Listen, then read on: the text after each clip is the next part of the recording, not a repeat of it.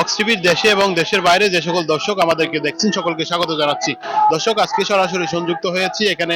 আপনারা দেখতে পাচ্ছেন শরীফ উসমান হাদি, যিনি গণজাগরণ মঞ্চের মুখপত্র শরীফ উসমান হাদি, তিনি একটু আগে সিঙ্গাপুরের একটি বেসরকারি হাসপাতালে শেষ নিঃশ্বাস ত্যাগ করেছেন।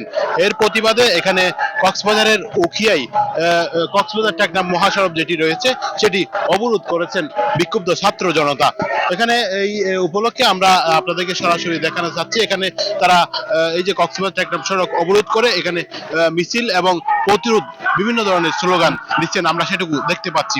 বিশেষ করে আজকে এই যে সিঙ্গাপুরে যিনি হাদি মৃত্যু হয়েছে, এর প্রতিবাদে কক্সবাজার সহ দেশের বিভিন্ন প্রধান প্রধান জায়গায় এই যে বিক্ষুব্ধ ছাত্র জনতারা তারা বিক্ষোভ করেছেন। আমরা সরাসরি সেই মিছিলের দৃশ্যটুকু আপনাদেরকে দেখানোর চেষ্টা করছি।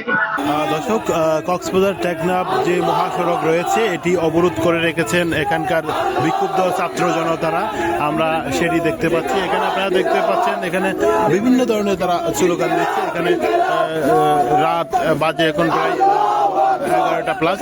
এখানে অনেক গাড়ি অল্প সময়ের মধ্যে, যেহেতু একটি ব্যস্ত নগরী, এটি কক্সবাজার একটি স্টেশন, এখানে অনেক গাড়ি জ্যাম হয়ে আছেন।